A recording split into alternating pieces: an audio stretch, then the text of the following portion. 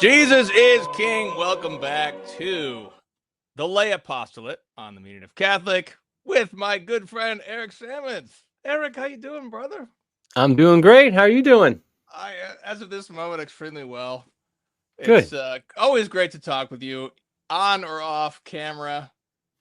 Yes, I agree. Eric. I've been working with Eric, the so-called dad of Twitter, for a couple of years now, since I working much closer with you since I took over 1 Peter 5, and it's just a joy.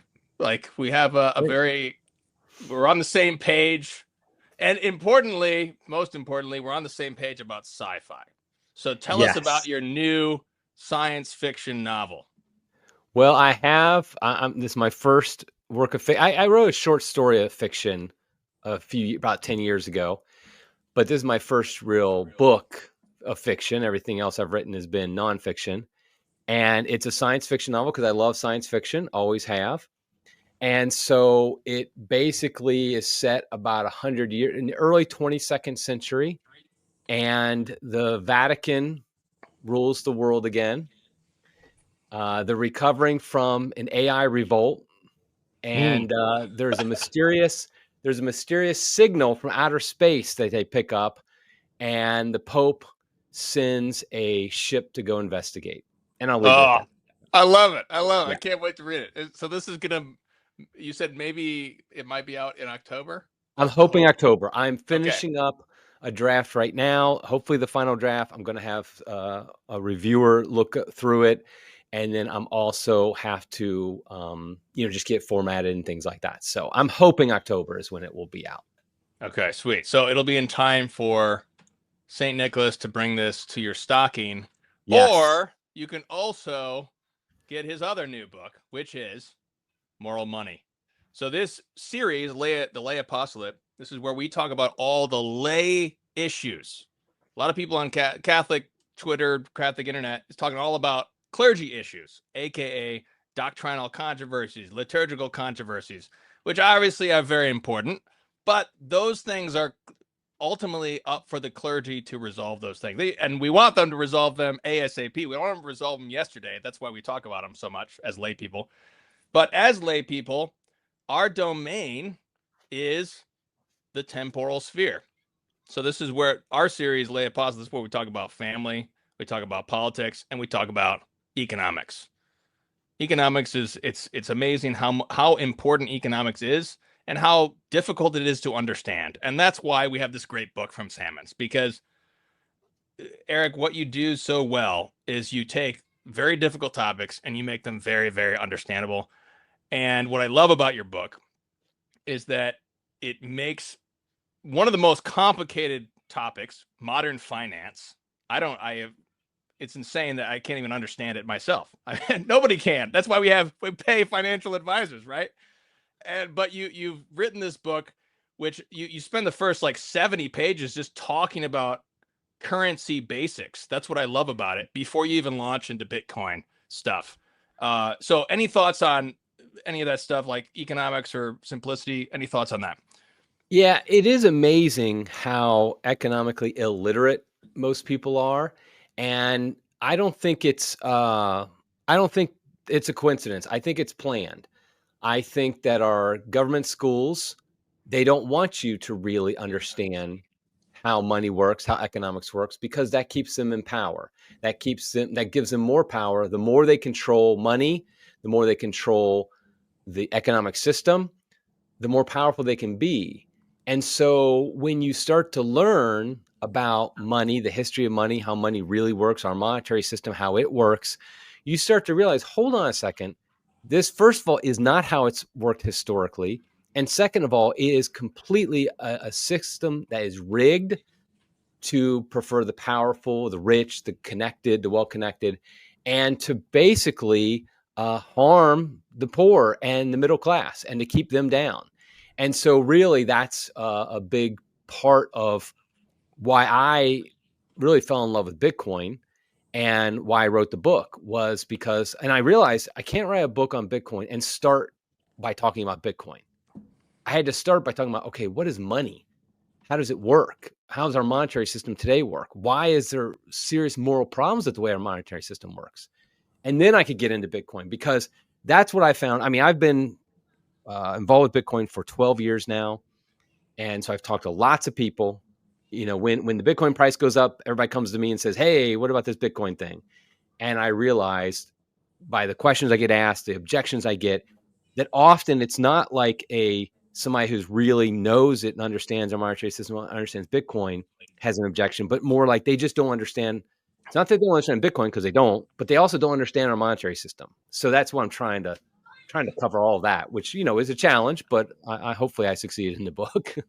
Yeah, I'm really glad that you did this because, like a lot of traditionalists, we get really hung up on usury because usury is it's pretty much the most condemned thing in the history of the church. But with modern finance, it's so complicated that it's much more disputed nowadays whether the XYZ is usury or not. And one of the factors is inflation that I can at least Right. understand because our money is just losing value. So you have to have some interest in order to just retain the same value. So I just want to go through some of the basic stuff that you have first and have you comment on it before we launch into the Bitcoin. And I found a number of important. So the first chapter is 8 principles of moral money, which you say. So basically, here's the principles: theft of someone's purchasing power is always condemned. We have a right to the fruit of our labor. Workers should receive a just wage, and economics should have stable currency. That's what I just mentioned. Temperance should be encouraged. Excessive consumption should be discouraged. Parents must be able to provide for their families, and societies should care for the poor.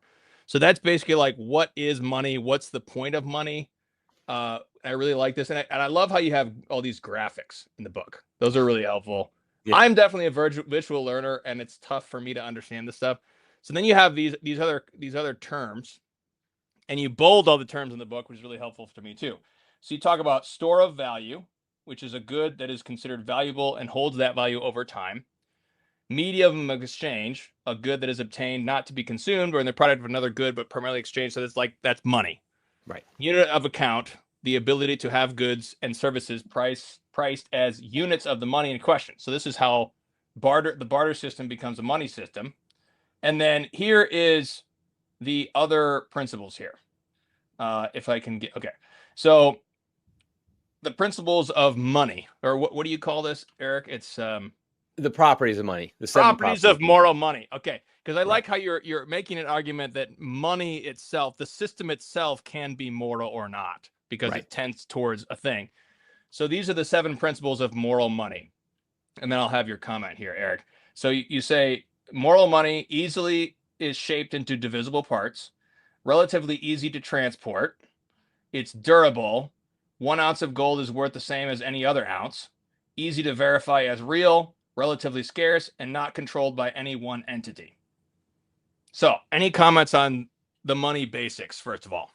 Yeah. So I think that the 7 properties of money, I think one of the most important things to note is that these properties were not determined by some government official say, okay, let's make some money. and this is what we'll decide. Oh, I like this. This is shiny and yellow. We'll make gold money. That's not how it worked.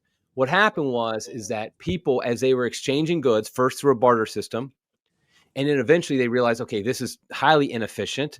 You have carrots, I have gold. I mean, I have cows. I want your carrots. You want my cows. How do we trade for them?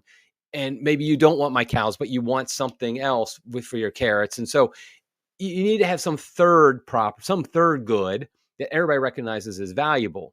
Well, if you look at the history of money in mankind, they've tried various things.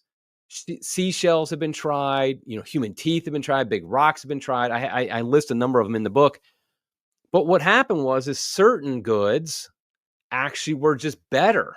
They just performed as money better. And because they had these 7 properties, that's what led later economists figured out what the 7 properties were. It wasn't like somebody 1,000 years ago said, what has the 7 properties? It was more just like, hey, this is useful. And gold historically was by far the best form of money. Why? Because it hit those 7 properties. It ranked higher than any other good on all 7 of those properties. That's why that's why gold historically has been the top form of money. Silver is also very good in this. Copper is not bad. I mean, it's better than a lot of things. It's not relatively scarce, which is one of the things it's not as good as gold at. So you see, though, that this was all organically done. And this is money basically for the first, 5,000 years of human history or something like that. I mean, throughout human history that we know of, recorded human history, it wasn't until recently, in recent years, the past 100 years in particular, that all of a sudden money started to change in its properties and what mattered. But yeah, so the point though here is that when we're looking at what's a good form of money, we're looking at these 7 properties. But here's something I did that I didn't see anybody else do this. When I've read tons of economic books on money and things like that, but I wanted to take it from a different angle, and that's the morality part, which you mentioned. And what I realized was, if you look at these 7 properties, the first 4 really have to do with usability, with efficiency. And then the last 3 really have to do with morality. So the first 4, which is divisibility, portability, durability, and fungibility, that's really, I mean, there's really no moral aspect of those 4 things. That's more like, okay, is it actually usable as money or not? Mm-hmm. But then the last 3, verifiability, scarcity, and independence, that really touches moral questions. Because verifiability, for example, if it's very easy to counterfeit a money, well, then people will counterfeit it, which is immoral.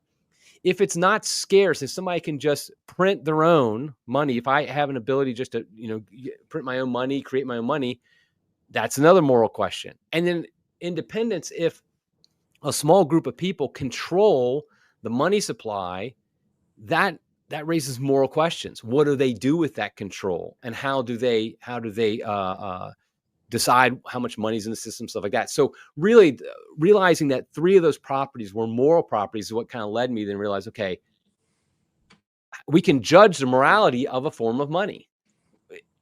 Catholics often say that, everybody says like money's just a tool, it's a neutral tool.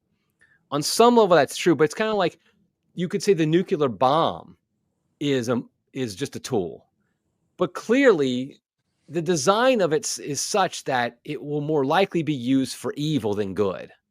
It's very difficult to use a nuclear bomb for good, where it's very easy to use it for evil. Likewise with money, different forms of it can be used more easily for evil than other forms of it. And so that's kind of the crux of my argument in the book.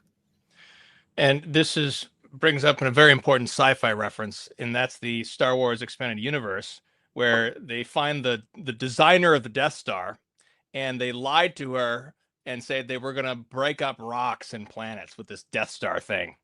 And then later she repents and whatnot. So it's just the design of a thing is moral. Yeah, I mean, just look at it and see what is it. I mean, it's literally we're calling it the Death Star. I mean, what do you think it's going to be used for? What they called it or not, but yeah. And one of the things I want to point out is like Eric you're kind of on the Austrian spectrum of economics. Yes, I would say I'm definitely more on the Heinrich Pesch spectrum of solidarism or whatever. but I'm just such not an expert that I can't really have a dogmatic opinion. So I'm open to any viewpoint. And this is also by definition a disputed question among Catholics. So it's Absolutely. not true for like Catholics to say, oh well, you're a heretic because you follow Austrian school of economics. That's not true. Can't be said. But one of the criticisms that sort of my school of thought criticizes your school of thought is that the Austrians make economics, they take economics out of the moral science and they put it into basically the physical science. Like this is just physics. You just set the laws right and then it just works around in a system of gravity and it works perfectly.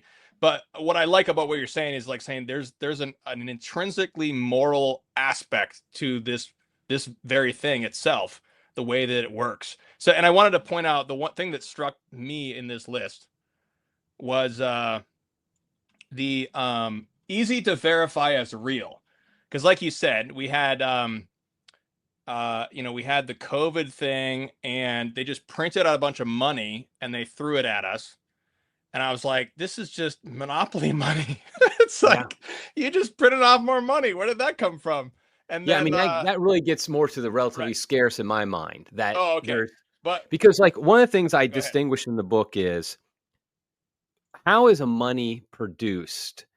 And I would say that like there's three different ways. One is basically the laws of nature is like physics in the sense that gold is not produced by man. It's discovered in mind. It's created just as part of nature. And most of them historically have been, say, follow nature, it's physics. And that point is the no, hey, Eric Center, you're up. You're kind of breaking up on my side for some reason. Oh, okay. Try again. Sorry about that. Now you seem more okay. Well, try again. Just start over a minute if you can, please. Yeah. No problem. I was just saying that the three different ways a money can be produced. The first is through like physics, the laws of nature. And that's most historic monies are like that. Gold is not created by man. It's discovered and mined by man. And so that is something, in other words, it's from God. And so it's limited. Man can't just say we're going to have more money because they can't create more gold. They can mine more gold, but they have to spend resources to do that. Fiat money, government money today, that basically just follows the laws of man. In other words, it's arbitrary. Somebody can just hit a button on a computer and say, okay, we have more now. And what we'll see is Bitcoin, it follows a third way, and that's the laws of mathematics.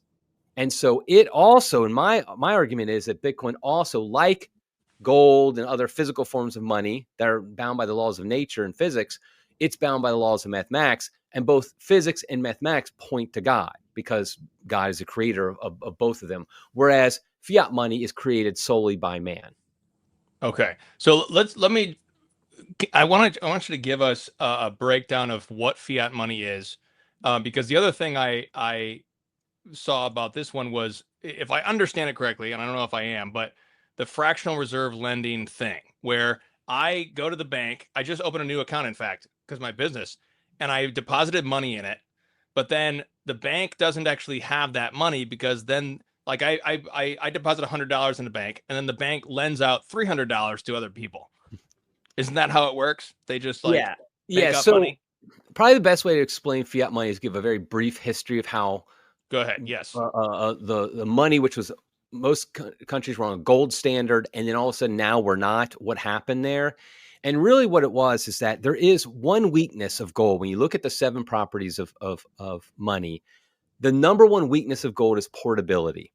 It is difficult to, and portability includes like storage and security and all that, basically the physical aspects of, is it easy to actually use it and transfer it? Well, gold actually isn't that easy especially once you get larger sums. If I want to buy something that costs, a ton of gold or something like that, I have to ship it, I have to secure it, all this stuff. So people realized that. And so what they did was they created a representation of gold, which was typically paper notes.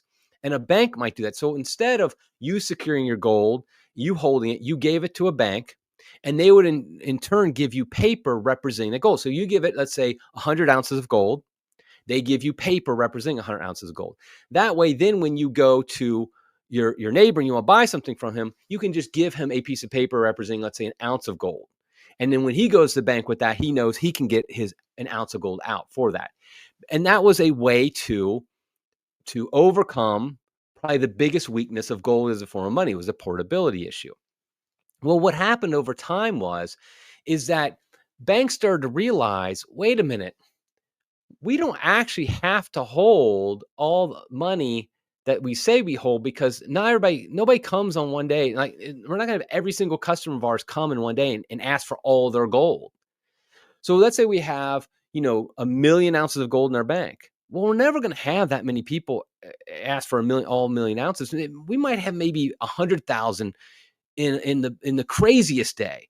So what we'll do is we'll take the other 900,000 ounces and we'll use that to make loans, to invest in things like that. We'll make more money off of it. So when you go in and you give them, let's say 100 ounces of your gold, what they're really doing is they're keeping maybe 10 ounces and this is, back in the day, but they're using 90 ounces for something else. It's called fractional reserve banking. Only a fraction of their money is held in reserve. And over time, this gets more and more, happened. But then what happened as well is, and this happened before this, but this is when it really came to be, was in early 20th century, particularly World War I. As you know, the cause of many of our political problems today, can be dated back to World War I and everything surrounding that.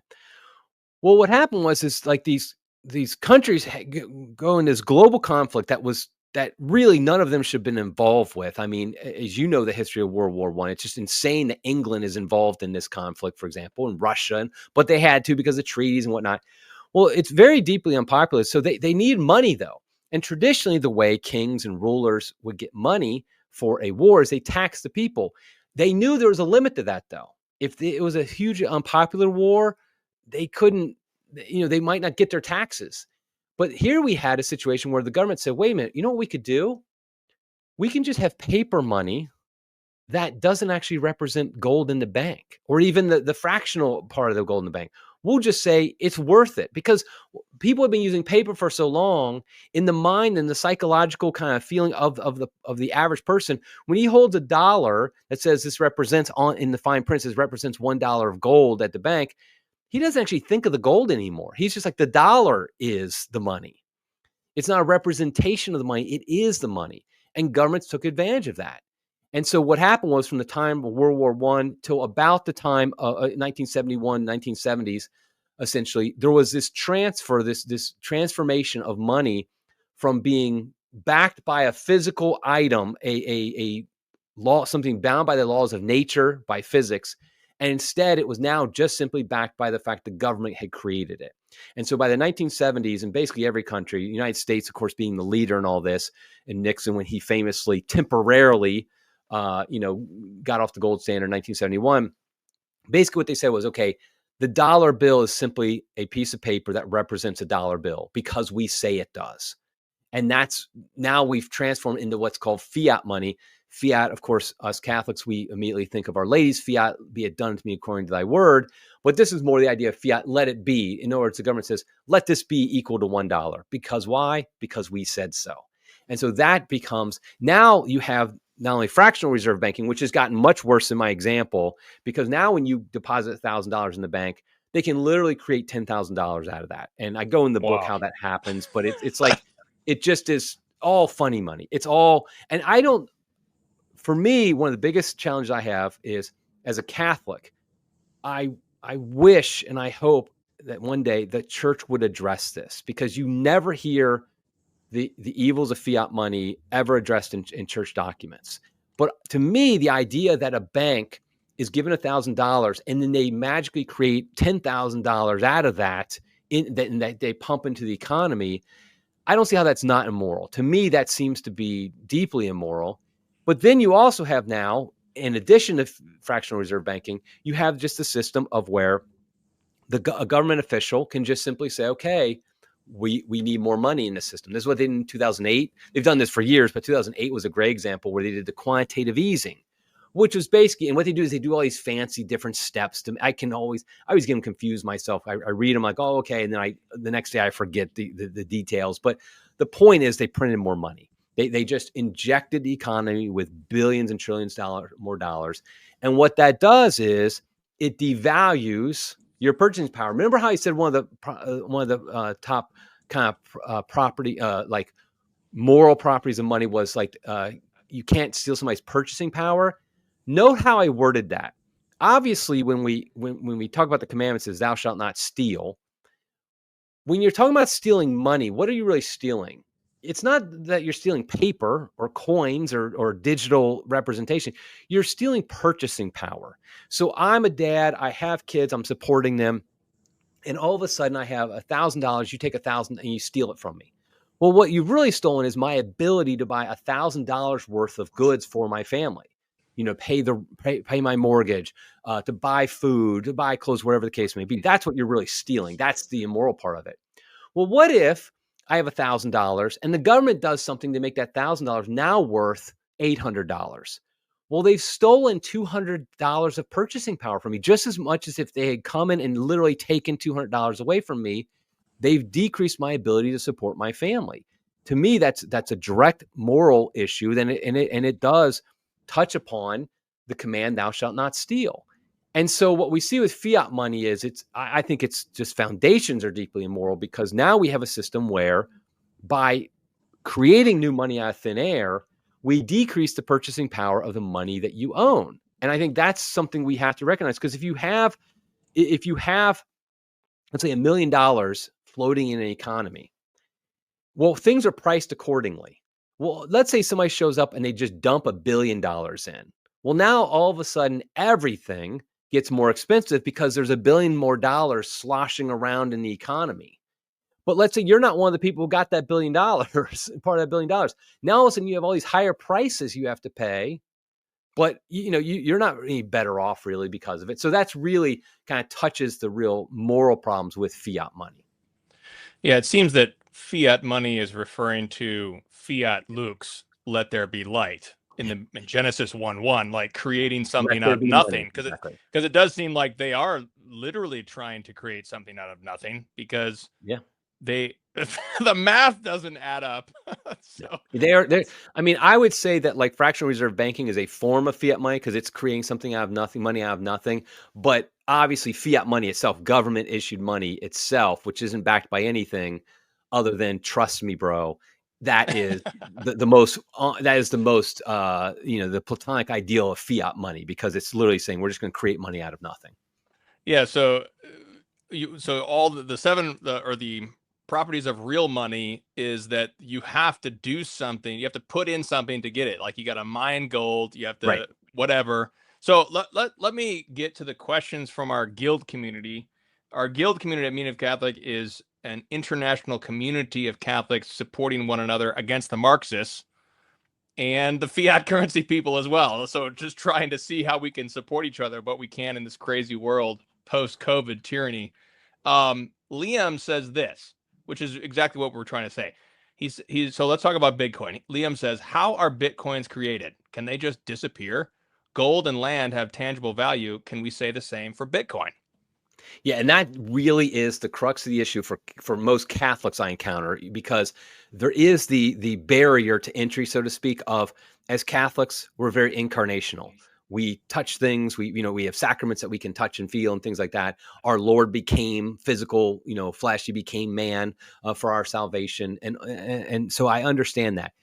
Bitcoin, though, like I said, it's bound by the rules of mathematics. So what happened was when Bitcoin was created back in 2009, it was a computer program set up, what's called a computer protocol, a software protocol, which is basically the rules for how it would work. Just like email, there's an email protocol for how email works. There's an internet protocol for TCP IP, how the internet works. So this was a Bitcoin protocol that basically fixed how new Bitcoin is created and how much would be created and when it would be created. And so what the inventor of Bitcoin, Satoshi Nakamoto, that's his pseudonym, we don't know who it actually was, he created a schedule so that 21 million Bitcoin would be created, and that would be it. And the way he did it, he did the most was created early on, and it's decreasing over time. So basically every 10 minutes at the beginning, 50 new Bitcoin were created. And this was done through a process called mining, which, like you just said, it involves effort and time, computer time in this case. And right now it's extremely expensive to mine for Bitcoin because it's very valuable. And so people spend a lot of money to do it. But basically, every 10 minutes, 50 new Bitcoin are created. After 4 years, that dropped to 25 new Bitcoin. After 4 more years, 12 and a half. Then it's called the halvening. Every 4 years, approximately half as many Bitcoin are created every 10 minutes as before. Right now, we're on a cycle where 3.125 Bitcoin are created every 10 minutes. And over time, basically, 21 million Bitcoin will be created. Almost 20 million have already been created. So most of them have already been created. And there's no way to create new Bitcoin except for through this process. In other words, you have to spend time and energy. You have to, create, you have to build the server, plug it in, spend the money on the energy. All that stuff needs to happen in order to potentially mine new Bitcoin. So there's it's basically some kind of computer programming, something or other, that is a mining process that creates this digital currency. Yes. And mining really does two things.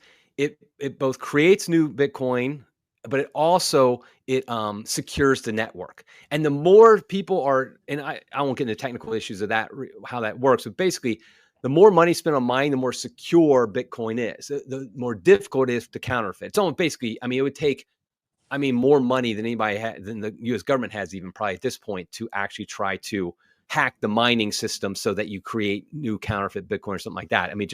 It's astronomical. It's literally the most powerful computer system in the world is the Bitcoin network. And so what it's doing though is basically though, this is all a decentralized process because remember I said it has to be independent as well to be moral.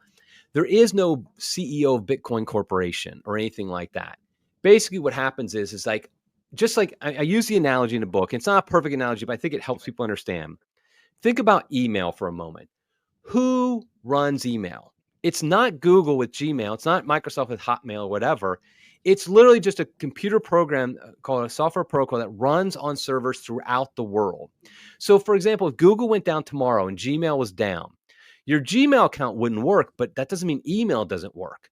People using Hotmail or Yahoo or whatever, it continues to work. Why? Because they're all plugged into this protocol that they all basically agree to. We have to follow these rules to send email. And so, but nobody owns the email protocol. Nobody runs it. It's just a bunch of people, thousands of people, millions of people probably at this point around the world have servers to run. Bitcoin's the same way. You have these Bitcoin nodes. I actually have one running in my house because it's free to run. You can run it on an old laptop if you want to. And what it does is it runs that Bitcoin protocol software. And it basically is just, it's what's checking the network to say, okay, are these transactions, is this legitimate transaction? If it is, send it through. Otherwise, don't. And right now there's over 20,000 Bitcoin nodes around the world. Governments have tried to shut down Bitcoin. For example, China has a few times. I think Russia did once, tried to once. But the problem is like, because it's global and it's just individuals running it, it's basically impossible to shut down because if America tomorrow shut down the Bitcoin network, I may or may not shut down my Bitcoin node. But like, that doesn't mean some dude in Russia or in England's going to shut down theirs. In fact, what usually happens is more people start running it outside of that country. When China at one point actually made Bitcoin mining illegal, and that's where most of the mining was done at this time. It was like the most of the miners were in China because they had cheap energy they could access. Well, as soon as they made it illegal, you know what happened? The Bitcoin network was fine because most miners went to Texas because in Texas, they were able to get deals to get cheap energy there. And so if Texas all of a sudden tomorrow said we're going to ban Bitcoin mining, it'll move somewhere else where it's cheaper. So that's just how the economics of it works. So the communists hate it. So that's all you need to know right there. The Chinese communists hate it. They definitely hate it. Therefore, it's good. Whatever the Chinese communists hate is a good thing. Okay, so Christian says, I would like to know how Sammons would address Bitcoin with his son when he taught him about saving and not getting into debt. Something he touched on in the video about personal finances a while ago. How would you tell this to your son? I actually did do this. My son is now 22, I think, and I introduced him to Bitcoin soon after I got introduced to it because he was interested in it. So he was probably, that was 12. Yeah, he was like 10 years old or something like that, 10, 11. And honestly, One of the things I love about Bitcoin, and I've seen it in practice with people, even people who are not Catholic, not Christian, is that it really does emphasize savings. It emphasizes a temperate, non-consumerist lifestyle. And the reason for that is because Bitcoin keeps its value. It's a store of value. Like gold is, it's actually been better in gold over its history, but still, like gold, is a store of value. Here's the thing. If I give you if I have $1,000 today, and I tell you in a year it's going to be worth $800, you're going to be more incentivized to spend it now rather than later because the value of it's going down. If I give you $1,000 today and I say in a year it's going to be worth $1,200, right, you're more incentivized to save it rather than spend it because it's going to be worth more in the future. Now, you're still going to buy things you need. You're still going to buy your food, your clothing, your housing, all that stuff. And you might even take a vacation or something like that. It's not like you're going to stop spending money. But the fact is because it's basically deflationary, it's going up in value, in other words, then what happens is that you're more likely to save. And so Bitcoin is a perfect way that I was able to teach my own kids the importance of temperance, and not embracing consumerism and saving money rather than spending. Because if you know that your Bitcoin that you're using for your savings account, it's going to go up in value later, you're really going to do everything you can not to spend it unless you actually think, yeah, I actually need this. This is something I need. You're not going to buy some trinket that you see that dangles in front of you at Amazon or something like that. In fact, I have an app on my computer that translates all dollar figures into Satoshis, which is the lowest unit of account for Bitcoin. So it tells me how much it is cost in Bitcoin. That reminds me, do I really want this? Because if I just hold it in Bitcoin, it's probably going to be worth, my Bitcoin's going to be worth more in the future instead of whatever this dumb thing is I'm looking at to buy. So I thought Bitcoin was a great way to teach my own son and my daughters about savings because it is built for savings, unlike fiat, which is literally, and this is the intention of it, built for spending. Mm-hmm. Fascinating. So there's so much more I want to ask you, but I'm going to give the guild members more time. So Craig says this: it seems to be that all cryptocurrencies, including Bitcoin, slowly centralize over time due to partly to the way mining algorithms work, where fewer and fewer people are capable of the process power needed. So total value centralizes over time to only a privileged few, opening their markets to massive manipulation. So in lieu of this phenomenon, do these digital currencies really have upside over fiat? Okay, so that's an awesome question. And one thing I want to do is distinguish between Bitcoin and other cryptocurrencies. Most people lump them all together, but I would claim that they are wrong to do so. I think that Bitcoin is a difference in kind from other cryptocurrencies. Yes, Bitcoin is the first cryptocurrency. That's where we get the term from because it used cryptography for security and it's a currency. But other cryptocurrencies are basically copies of Bitcoin on some level, at least if not a actual code copy, then a idea copy. But they all have basically founders, people who run them and still control them. And that's very centralizing. Bitcoin, because it was founded by a guy named Satoshi Nakamoto, whom we don't even know who it is, and he hasn't been involved in the project since 2011. He has literally no control over it anymore. It's much more of a decentralized entity that really does act as decentralized. So as far as because there's two aspects I think that he's asking about. One is the mining, which is an important part, but the other part is the development of the code and things like that. A lot of cryptocurrencies, other cryptocurrencies other than Bitcoin, they like to tout their ability to update and make changes because that's what we think of when we think of software, right? Your iPhone, hey, the latest iPhone has these new gizmos and features, how great it is. Well, most cryptocurrencies, that's how they market themselves. Hey, we have this new feature now. We can do this. We can do this better in Bitcoin. We can do all this. That's actually terrible for money. You don't want money that's easily upgradable, that's easily changed. That's the problem with fiat. I mean, gold has literally been the same for 6,000 years. And that's a good thing. That's what you want your money to be because that's what keeps the store value. What if some developer says, I'm going to create this cryptocurrency, I'm going to create this new feature, and he introduces a bug with his new feature? That's the last thing you want with a money.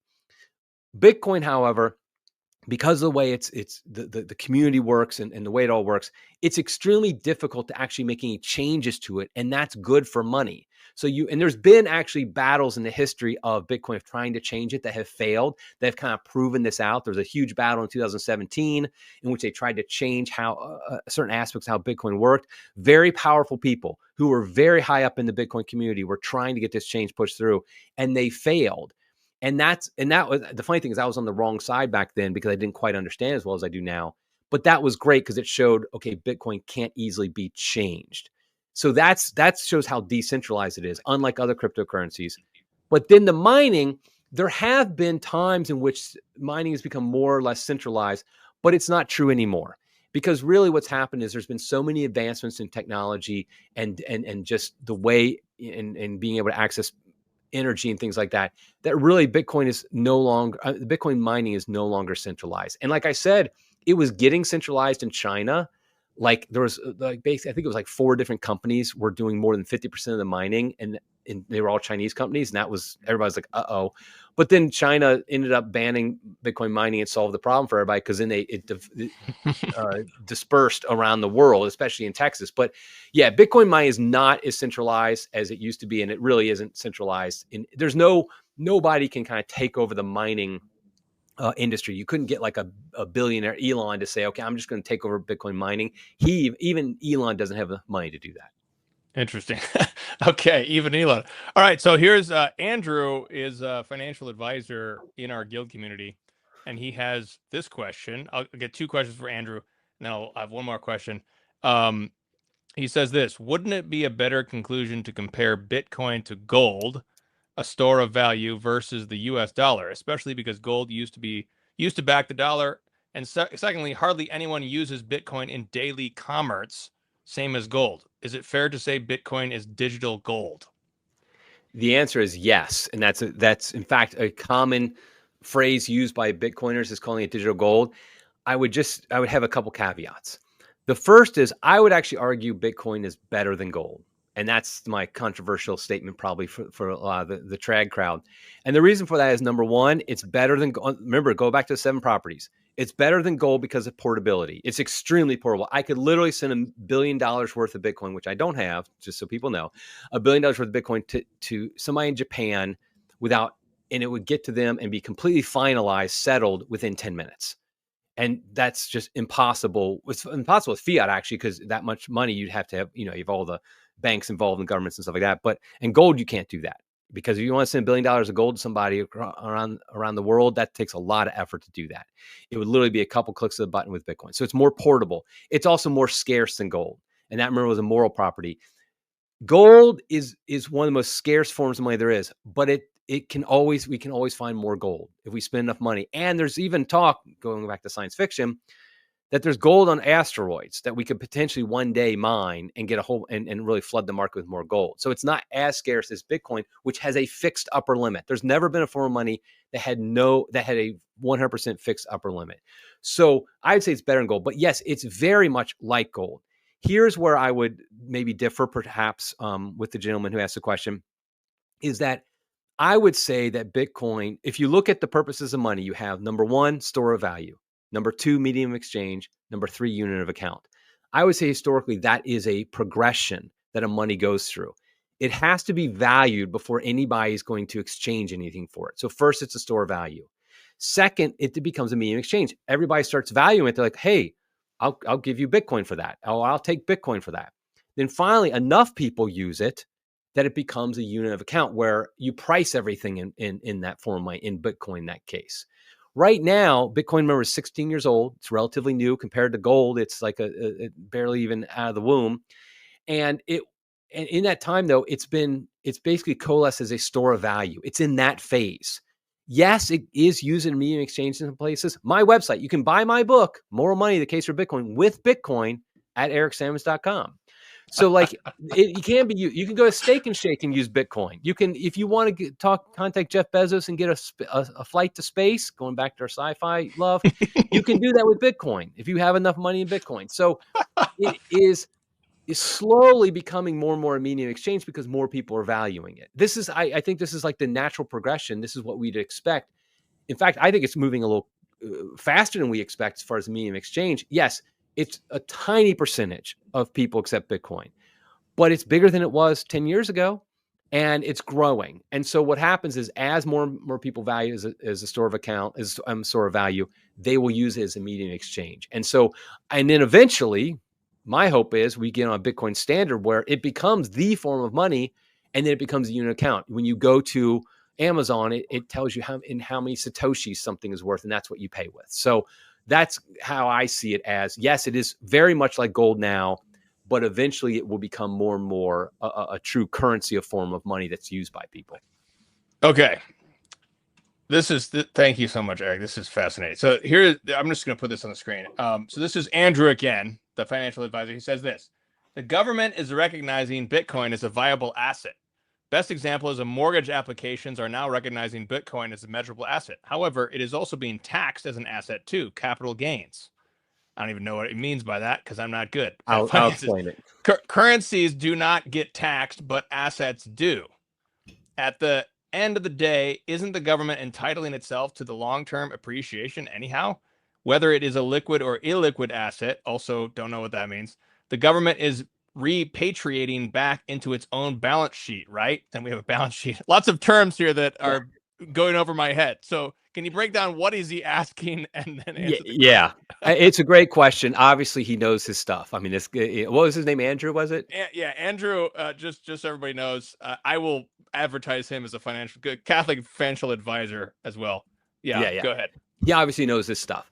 Okay, so first of all, what he's talking about is that typically in the tax code, you have things are either a currency or there may be a what's called a commodity or a capital good.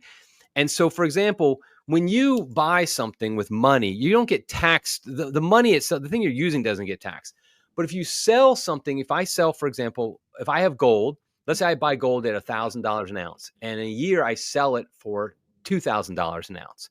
I made $1,000 on that. That $1,000 is taxed. That's called capital gains. There was a gain on your capital. There's also, you can have a capital loss as well if you sell it for a loss. Bitcoin is treated like that today, just like gold. So if I buy Bitcoin, let's say I buy $1,000 worth of Bitcoin, and then I use it for something. Maybe I buy something that's worth $2,000 in a year with that same amount of Bitcoin. So I had a $1,000 capital gain on that. I have to pay taxes on that. I have had many discussions with my accountant to make sure we get that all clear. In fact, I usually, if I'm not 100% sure what my basis is, which is what I bought it at, I always just go down to almost zero because I'll pay more taxes rather than get in trouble with the tax man. But the point of this is that what he's saying is it's not really acting as a currency. The government doesn't treat it as a currency. And he's absolutely right. Again, I would go back to my previous answer, which is we're still in the evolution, the creation of Bitcoin as a real form of money. So right now, it's absolutely is considered like an asset, not as a currency for tax reasons. And so that's a real problem in that if you want to use Bitcoin to buy something, you do have to consider the tax consequences. Now, there already are bills in place that they're trying to work through Congress to make it so that, for example, I think one says anything under $600, you don't pay capital gains tax on. In other words, it'd be much more like a currency. So if I bought $100 worth of something with Bitcoin, I don't have to worry about the taxes on it. So yeah, right now, in fact, I would argue that the capital gains tax on Bitcoin is probably the biggest barrier, the greatest barrier to money, to Bitcoin becoming a true usable money and currency because of the tax consequences of any time you convert it from Bitcoin into dollars. So it's a great question. And right now, yes, I just think what will happen is as Bitcoin becomes more and more popular and more powerful people use it, they will start to lessen those restrictions on those capital gains taxes on Bitcoin. Okay, that's a fascinating aspect to it because one of the most attractive things to me is the fact that we don't have all of the tyrannous governments that it's pretty much every single government is a tyranny nowadays, as far as I'm concerned. So we just had like with COVID, we had another communist country, Canada, was seizing bank accounts just like that. Boom, just seize your bank account. That's why I'm like, this is just monopoly money. It's just a bunch of numbers. It's not real. They can just take it away if they want, or it just evaporates in terms of value. So let me get our last question. This is from Katarina from the Philippines. And she says this. Hold on, let me close this. Hold on. I have a guest commentator who's just entered the room. So just a minute. What's up, Peanut? Hi. First of all, you have to say hi to Mr. Sammons. Hi. Hello, sweetie. How are you? What's up, Peanut? What do you need? Let's mark the times we can edit this part out. Let's see. This might be the best part people want to watch. 49 minutes. Oh, yeah, I'm sure. Yeah, she always steals the show. I'll be right back. What's up, Peanut?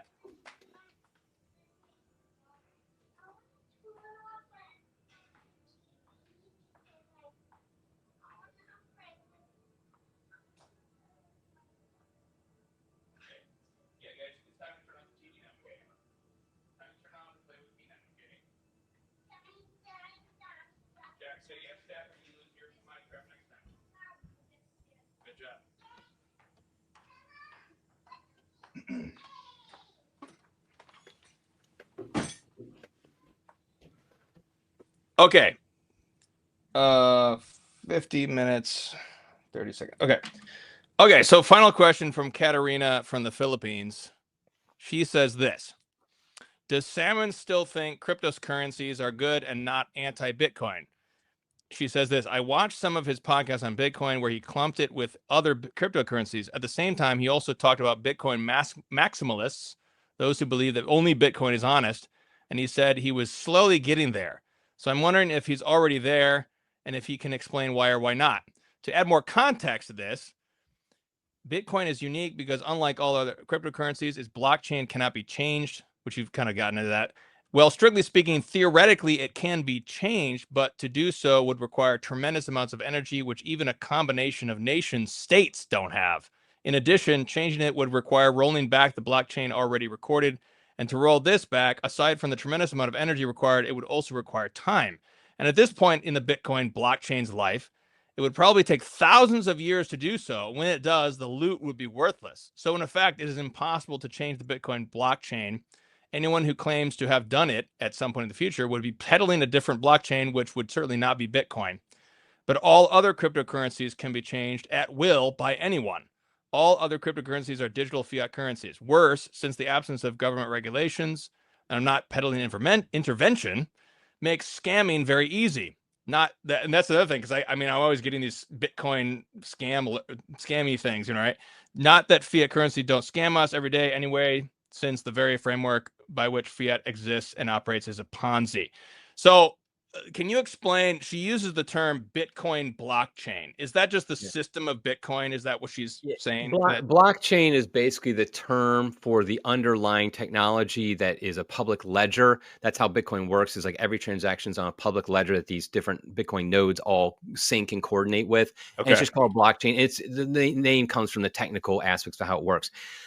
This is somewhat of an inside baseball question for Bitcoiners, but I don't mind because I understand it. And but also, I kind of addressed it earlier with what I was saying. I have changed over time into what's called a Bitcoin maximalist. Okay. What that means is it's a debate inside the cryptocurrency world. Is Bitcoin fundamentally different than all the other cryptocurrencies that have been created? For a long time, I said no. In fact, I was a leader of a alternative cryptocurrency for a number of years. I was one of their top people who really promoted it and was on kind of the committee that helped run it and all that stuff, make decisions.